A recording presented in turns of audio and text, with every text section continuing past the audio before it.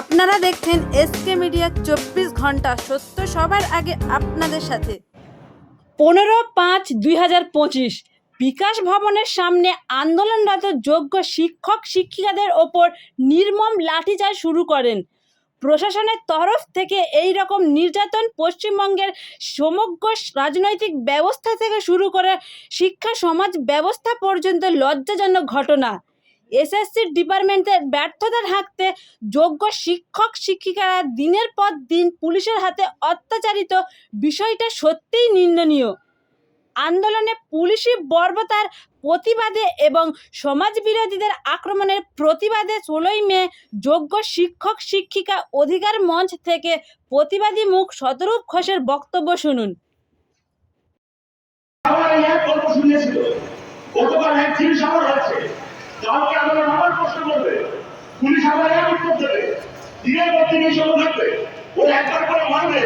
তারপর পুলিশের আচরণ গল্প শোনাবে, সেইটা শুনে আমরা চুপ করে যাবেন?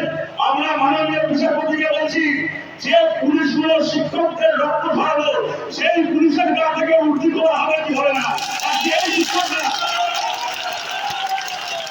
আজকে এই শিক্ষকদের রাস্তায় বসে আছে, আজকে এই শিক্ষকদের রাস্তায় বসে আছে, যে পুলিশের উপর লাঠি চালাচ্ছে। তাদেরকে বলছি, সরকারি ইউনিফর্মে গরম দেখাচ্ছেন, আরে আপনি ইউনিফর্ম পরা সরকারি কর্মচারী, তো পশ্চিমবাংলার সরকারি আরো সরকারি স্কুলের শিক্ষক এরাও ইউনিফর্ম না পরা সরকারি কর্মচারী, এরা আপনার সহকর্মী। চাকরিটা পেয়েছিলেন 10-15 বছর আগে, রাস্তায় বসতে হয়নি। চাকরিটা যদি পুলিশের চাকরি যদি এই জমায় পেতেন, আপনাকে এর পাশে ছিল সময় করতে হতো, আপনার সহকর্মীর উপর লাঠি চালাচ্ছে। পুলিশের চরিত্র আমাদের জানা আছে, আমাদের দেখা হয়ে গেছে। কিন্তু একটা মন্ত্রিসভা কত বড় চোর হলে 4 বছর ধরে আদালত চাইবার পরে তারা বলে দেয় তিনি উল্টে যান, কিন্তু আমি চালার কাগজে আলাদা করবো না। একটা মন্ত্রিসভা কত বড় চোর হলে মন্ত্রিসভার মিটিং করে সিদ্ধান্ত নিতে পারে যে আমরা আগে অযোগ্যদের চাকরি বাঁচাবো, তারপরে যোগ্যদের কি হবে ওই নামে আমরা দেখবো। কত বড় চোর হলে সিদ্ধান্ত নিতে পারে। কিন্তু আপনাদের একটা কথা, সরকার বলেছেন তারা রিভিশন করবে, যে রায় দিয়েছে আদালত, নাহলে সবাইকে নতুন করে পরীক্ষা দিতে হবে। এবং আমি নিজে আজকে 22 বছর আগে মাধ্যমিক পরীক্ষা দিয়েছিলাম। আমি কোনটা পাস করিনি, আমি পড়াশোনা করেই পাস করেছিলাম। আমি কাউকে টাকা দিয়ে মাধ্যমিক পাস করেছি, কিন্তু আমাকে যদি আজকে নতুন করে বলা হয় আবার মাধ্যমিক পরীক্ষায় বসে, আমি সেই নম্বর পাবো নাকি? হতে পারে কখনো? কোন সমাজ একজন মানুষ চাকরির পরীক্ষা দিয়ে পেয়ে যাওয়ার পরে 10 বার করে তাকে আবার এক পরীক্ষা দিতে হয়? কোন সমাজ এই জিনিসটা? আমরা পরিষ্কার সরকারকে বলছি, সরকারের কাছে আবেদন করছি, মুখ্যমন্ত্রী আপনি plan A, plan B, plan C করে অনেক গল্প শুনিয়েছিলেন। আপনার plan A, plan B, plan সির নামটা আমাদের বলা হয়ে গেছে।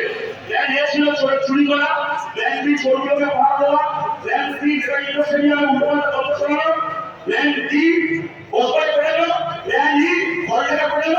আপনার প্ল্যান প্রেস কনফারেন্স করে বলা হচ্ছে ওরা 10 ঘন্টা রাস্তা অবরোধ করেছিল বলে আমরা মারধর করেছি। আমরা খালি জিজ্ঞেস করছি, 10 ঘন্টা রাস্তা অবরোধ করলে যদি এইভাবে মারা হয়, তাহলে 21 দিন দুর্গাপুর এক্সপ্রেসওয়ে অবরোধ করার জন্য কিভাবে পেটানো উচিত ছিল? কিভাবে পেটানো উচিত ছিল মমতা ব্যানার্জিকে এবং দলের লোকেদের?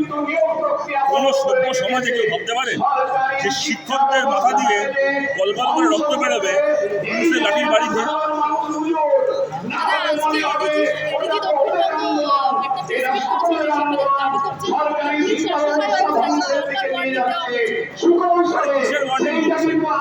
আদালত তো বারবার ওয়ার্নিং দিয়েছে মমতা ব্যানার্জিকে, বাংলার মানুষ বারবার ওয়ার্নিং দিয়েছে যে আপনার দলের লোক চুরি করছে, চুরি করা বন্ধ করুন। আপনি ওয়ার্নিং শুনেছেন?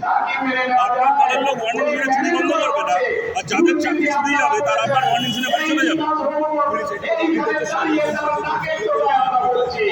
ওরা আদালতে জবাব দেবে।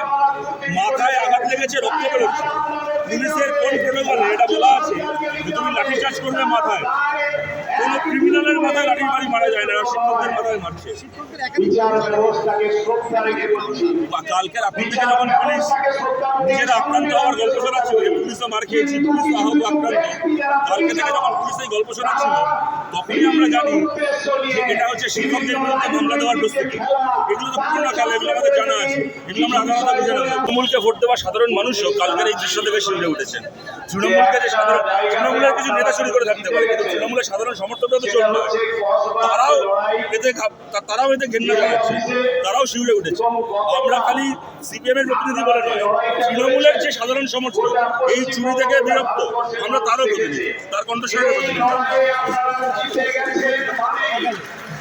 এই লড়াইটাও কিন্তু আপনারা অনেকটা এগিয়ে গেছেন, কেননা যেভাবে বুক চিতিয়ে লড়াইটা করেছেন। দেখুন, এই সব্যসাচী দত্ত সাংবাদিক, এটা হয়তো মাস্টার ডিগ্রি করেছে। এর আগে এই সল্টলেকে আপনাদের মনে হয় 2015 সালে 3 ঘন্টার মধ্যে 50 জনের উপর সাংবাদিককে, আপনাদের সহকর্মীদেরকে এই সল্টলেক গান্ধী হাসপাতালে ভর্তি করে দিয়েছিল এই সব্যসাচী দত্ত। সেই লোকটা আজকে আবার এসছে। মহাভারতে সব্যসাচী বলা হতো অর্জুনকে, সে 2 হাতে সমানভাবে অস্ত্র চালাতে পারে বলে, আর এই হচ্ছে যুগের সব্যসাচী, ও 2 হাতে সমানভাবে দুটো দলের পতাকা ব্যালেন্স করতে পারে। হ্যাঁ, সুতরাং এই মাল এসে লুচ্চা মাল এসে লুচ্চামি করছে। হাতি ঘোড়া গেল তো বেঙ্গলে কত যাবে। আর এই ছেলেমেয়েরা আপনার মুখ্যমন্ত্রী চোখ রাখা ভয় পায়নি, আপনাকে কি ভয় পায়?